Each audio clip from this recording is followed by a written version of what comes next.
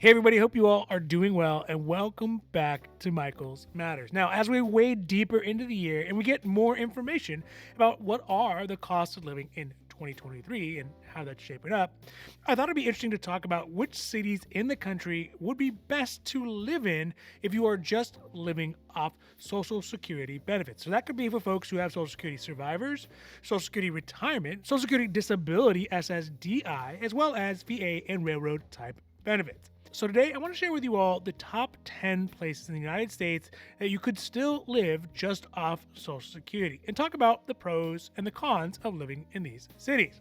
Now, before we get to the video, if you like these videos, if you find them interesting, if you find them helpful, or hey, maybe even if you find them useful, please don't forget to like and subscribe. That way you can get updates when our newest and most informative videos become available. So the way we're going to go through these cities is from the least livable to the most livable if you're living on Social Security benefits. And for each city, we're going to talk about what is the average monthly rent, how that compares to the average Social Security benefit, and also look at the local regional inflation in these areas and compare that to the annual cost of living or COLA adjustment that Social Security beneficiaries and retirees and folks with pensions get every single year to see how those would actually stack up. Also, we'll include how many older residents tend to live in those cities. So with that being said, let's get to the list. And so first on the list is the city of Lake Charles, Louisiana, which is a city in the western part of the state of Louisiana. And it's a good place to start because it is a city that is right on the water on Lake Charles. In fact, as you'd imagine, it doesn't get too cold and the rent won't eat up all of your Social Security benefits. Now, according to Zillow from February 2023, the average rent in Lake Charles is $1,053.59. That means that for somebody who is receiving the average Social Security benefit check, which we know from March 2023 is $1,750.18, then the average rent in Lake Charles will actually take up 60.2% of somebody's Social Security benefit, which is actually kind of really a lot. But looking at this in comparison, what it means is that once rent is taken out, you would have $696.59 left over from your Social Security benefits check to help pay for the rest of expenses, which again is still not a lot, especially considering Medicare and utilities and food and all that other stuff. So you're not gonna have a lot left, but you are gonna have some left, and that's better than other cities. Now, another big thing I would say that is important is how fast the cost of living is going up in these areas compared with the national average. So for example, we know that the most recent CPI data, or the inflation data, shows that nationally the cost of things overall on average are going up by 5%.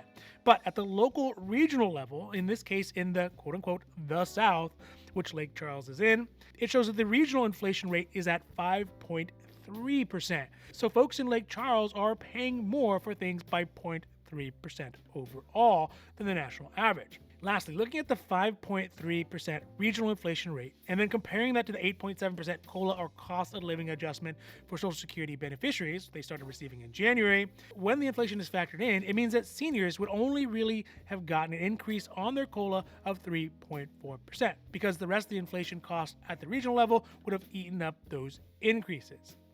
So looking at the numbers on Lake Charles, they don't look that bad. You could have your Social Security and you could pay your full rent and have some money left over at the end of the month. It's definitely not going to be a king's ransom, but a retiree would have enough money to cover their Medicare costs, most of the medications, foods, and utilities, and a little bit of money and some time left over to spend at the lake. So that is Lake Charles, Louisiana. Next up is a city that is about as far away from the South that you can get, and it is the number 9 on this list, which is the city of Lansing, Michigan, which sits between the two cities that you always seem to see at the airport at the departure gate, Detroit, Grand Rapids, and it's also not too far from Kalamazoo. Yes, I just wanted to say Kalamazoo. Anyways, the city of Lansing, Michigan has gotten its way onto this list because its rent is just slightly less than Lake Charles at $1,046.87 a month, which for the average Social Security beneficiary in 2023 would mean that their rent would eat up about 59.81% of their Social Security monthly benefit. But it would also leave $703.31 left after rent is taken out, which is obviously good. But one of the bigger downsides to Lansing, Michigan is the regional inflation rate. As of March, the regional inflation rate was about 2 points higher than the national average at 7% inflation. To put that in comparison to last year's COLA, it means that Social Security beneficiaries only really experience about a 1.7% increase in their benefits once the local inflation rate is factored in. The current population in Lansing, Michigan over the age of 65, though, is actually pretty good. I think it's one of the highest ones on the list at 18.10% living there. Now, one last thing that I guess I would call as a plus is the weather. Yes, it has 4 seasons, which is pretty cool, especially for folks coming here from Southern California where you have sunny or not. But the temperature varies yearly from 82 degrees in the high in the summertime, which is pretty good, down to 16 degrees in the wintertime, which is quite cold. So something to consider for sure. So that is Lansing, Michigan. All right, so next up for number 8 is the only state that is on the East Coast, but the city is a coastal city without being, well, a real coastal city. It is pretty much the farthest western portion of Pennsylvania, which is the city of Erie, Pennsylvania, which sits nicely on the banks of Lake Erie, as you would think. Also, it sits between Buffalo, New York, with the beautiful Niagara Falls, and Cleveland, which has the Cleveland Browns. Oh, and I think they filmed the Drew Carey show there, right? Yeah. Anyways, it's at number 8 on this list of cities that you could live on just on Social Security because it has a relatively low housing cost, low cost of living, and it's still close enough to the eastern seaboard to go out to the ocean, maybe on the weekend. So talking about housing, the average rent in Erie is only at $1,041.18 a month, which means that for somebody who is living on the average Social Security check, rent in Erie would end up taking about 59.49% of their check. It also means that it would leave a bit more money in the bank than the other 2 cities at $709 a month. That being said, Erie has the second highest regional inflation rate, that is 1.9% higher than the national average at 5%, so that is a 6.9% regional inflation rate, which also means that for folks on Social Security this last year with that 8.7% COLA, it means that they would effectively only feel an increase in Social Security benefits of about 1.8%, which is quite low.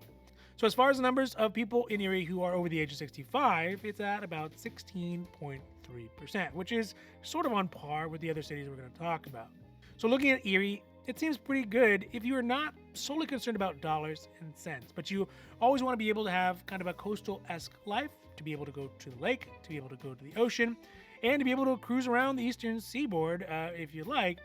Erie will be one of those cities you could move to and still live off your Social Security benefits. Now, as we move to the middle of the pack for the cities that you can live in just on Social Security benefits, we're going to see what a big difference where you live can actually have on how much it costs to live there, especially for those folks just on Social Security benefits. So next up is the first but not the only city in the great state of Texas that is on this list.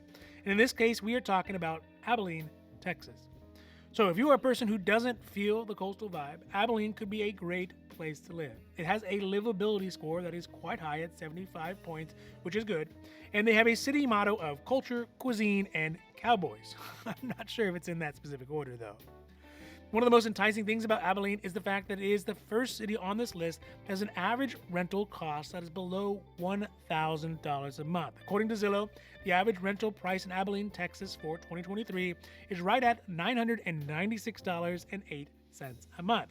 This would mean that for the average Social Security beneficiary, it would take up 56.91% of their Social Security benefits, but it would still leave $754.10 for expenses for the rest of the month. Also, it has the additional benefit of having the second lowest local inflation rate on the list at 5.2% as of March 2023. This is just 0.2% over the national average at 5%, which also means that for folks on Social Security, with the local inflation taken into consideration, would actually get to keep as much as 3.5% of their COLA and keep that cash in their pocket. So with all these benefits, I think it's also interesting that Abilene actually has one of the lowest percentages of people over the age of 65 in it. I think that's important because of the fact that when you are in cities that have such a low percentage, 13%, it means that a lot of the services, a lot of the city maintenance, a lot of the city function and the society function doesn't factor in as much some of the needs that are specific to seniors. So just one thing to keep in mind. Now, as we start to get into the meat and potatoes of things, as this next city's at number 6 is in the heartland of America, which is in Topeka, Kansas. Now, as somebody who has family in the Midwest, that's myself, there's just something great about the center of the country. Maybe it's the fireflies, maybe it's the a small town feel, but Topeka comes in at number 6 on this list for a couple of very good reasons. First is that it is the quintessential Midwestern city. Not so big like Kansas City, whichever side you were on, whichever state you were in, but also not so small, that the internet cuts out and you can't find good Chinese food. Additionally, in Topeka, Kansas, there is a bunch of parks and nature trails if you are into that kind of thing. Moreover, though, the average monthly rent in Topeka in 2023 is just a few dollars lower than what we saw in Abilene, Texas, at $992.56, which means that for the average Social Security recipient, it will take up 56.71% of their benefits and leave $757.62 left over for the rest of their expenses throughout the month. Which I guess if you compare that to Abilene, it's just, only a couple dollars, maybe $3 more. But, one big bright spot that Topeka has is that its regional CPI, or inflation rate, is considerably lower than those above it. So although the actual dollars and cents are not that big of a difference, when we factor in the lower inflation rate of 4.9%, it means that this year's Social Security beneficiaries would be able to keep about 3.8% of their 8.7% increase in their COLA benefits. Now, one last thing about Topeka, Kansas is that the percentage of people over the age of 65 hovers just around 16.7%, which is sort of the mid-range of percentage for other cities on this list. But also not from nothing, the temperature variance in Topeka is at 22 degrees in the winter and 90 degrees in the summer, which I think is a pretty fair range. It's not too cold, it's not too hot in the summer. So that's Topeka, Kansas at number 6.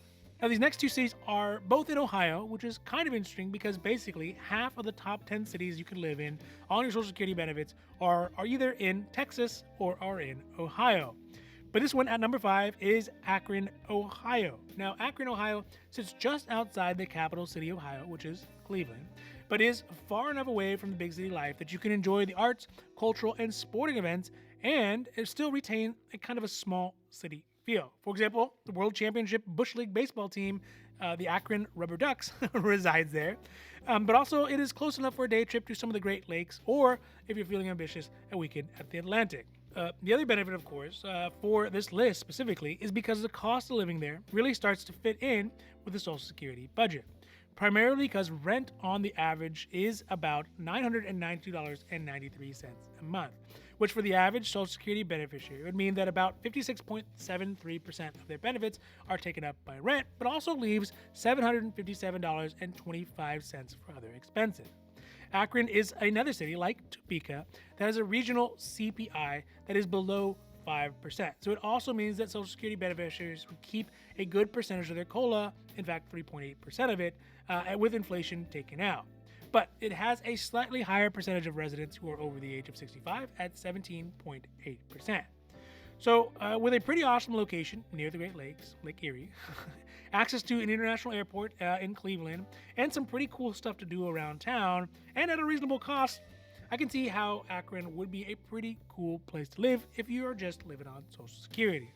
Now, if Akron, Ohio is maybe not for you, maybe you just, I don't know, something's off about it, you don't like it, the next city could be just as good, and actually just the next city over, so you still kind of have the geographical advantages, which is Canton, Ohio. Now, Canton, despite its proximity to Akron, is about half the size. It has a much more, rural city feel to it. I mean, looking at the city's events for the month, there is a youth fishing derby, there is a Hall of Fame marathon, and I'm sure there is a bake-off sale somewhere in the not-so-distant future. So it feels like a very close-knit community. Furthermore, it has the Pro Football Hall of Fame, which is pretty cool, as well as theaters and wineries. So for being a small city, it definitely swings above its weight class. But even though it looks pretty lively on paper, one of the best things about it, and what earned it its number 4 spot on this list, is the very reasonable cost of living. That is because it has an average rental cost of $990.04 a month, which for the average Social Security beneficiary would mean that it would take up 56.57% of the beneficiary's check and leave $760.14 for the rest of the month's expense. When we look at the rate of inflation locally, it is another one of those cities in that Midwest that falls in that 4.9% regional inflation rate, which means that it is just 0.1% lower than the national average, which is pretty good. And it also means that the money goes a bit farther, and, as Grandma always said, every little bit helps. And when compared to the COLA, it leaves about 3.8% of the COLA increase for the beneficiary. Lastly, the number of folks in Canton, Ohio, who are 65 years or older, 17.8%. So that is Canton, and it's really going to be, if you feel like Akron is just too big of a city for you, and you want your Social Security check to go a little bit farther, and you want a small city feel, Canton seems like a pretty great place. Okay, so here we are at number 3 city in the nation where you could potentially live off your Social Security benefits only is going to be Cedar Rapids, Iowa. Now, one of the main reasons that Cedar Rapids seems to always show up on these lists, I think, is just because it always gets a really high livability score. So it's such a livable city, especially for folks on fixed incomes, because they have a lot of activities and museums and other free or discounted for older American activities all about the city throughout the week. They also have the Grant Wood Studio, which I didn't know, but now I know, is the guy who painted that American Gothic picture, which I'm sure you know.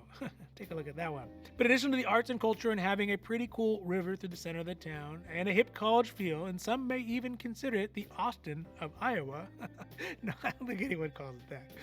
The living there is also pretty affordable, especially if you are living on just Social Security benefits. For example, for this year's average rent in Cedar Rapids was only at $970.74, which means that for the average Social Security benefit rent check, it would take up about 55.47% of the check, but it would also leave $779.74 for the rest of the month.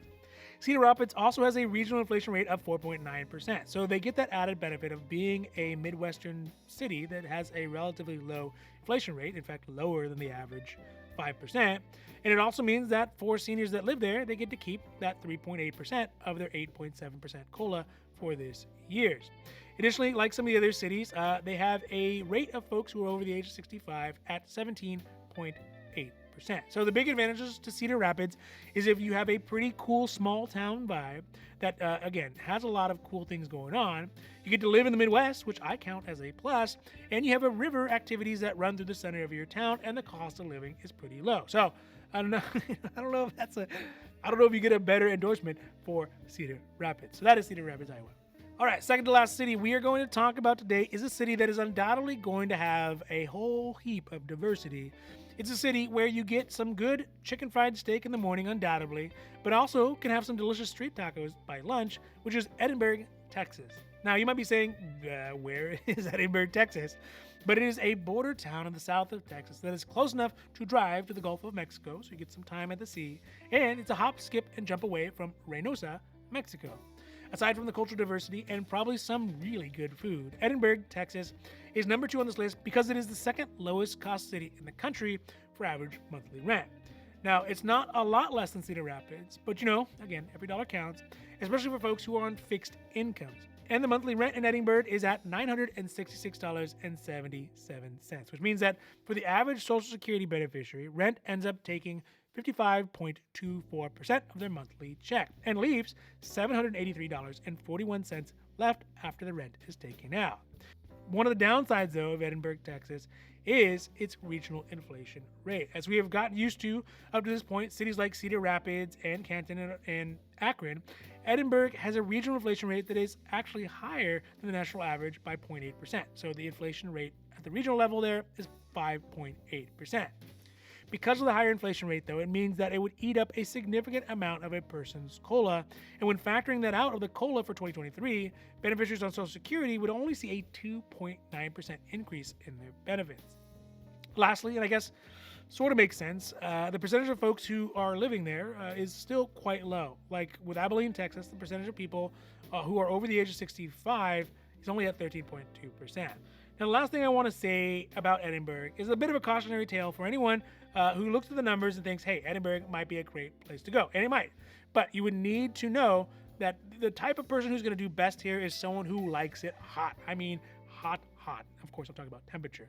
To be exact, for a majority of the year, the temperature is over 90 degrees. Inversely, it never gets below 48 degrees on the cold side. So if you like it warm and you like affordability and you like diversity and culture and lots of different foods, Edinburgh, Texas, number 2. Finally, for the moment you all have been waiting for, the number 1 city in the country for 2023 that you could live on just on your Social Security benefits is the largest city in the state of Kansas, has a heartland feel to it, and has a very affordable cost of living, which is Wichita, Kansas. Now, you may not really be able to get to any large bodies of waters like Great Lakes or oceans, but what you will be able to do is save the most amount of money on your rent. The reason being that the average rent in Wichita for this year was one of the lowest in the country, beating Edinburgh, Texas by a little more than $1 at $965.46. This means that for the average Social Security recipient who receives $1,750.18 a month in benefits, rent in Wichita takes up about 55.16% of that check, leaving $784.72. The other benefit is that the regional CPI, or inflation rate, is at 4.9%, which is below the national average at 5%, and would leave a 3.8% benefits left over after inflation is taken out from the COLA for 2023. The percentage of residents who live in Wichita, Kansas, who are over the age of 65 is about average at 16.7%, but given the low cost of living, its full 4 seasons, its Midwestern-y goodness, Wichita will leave you with a few more coins in your pocket and hopefully a smile on your face and a bigger Social Security check left over. All right, so that's it for today's top 10 cities that you could move to and live off your Social Security benefits. And I really hope you enjoyed this video. And if you did, if you found it interesting, if you found it helpful, or hey, if you at least found it useful, please don't forget to like and subscribe. That way you can get updates when our newest and most informative videos become available. So, for Michael's Matters, I'm Michael, hoping that you take care of yourself, take care of others, and have a happy, healthy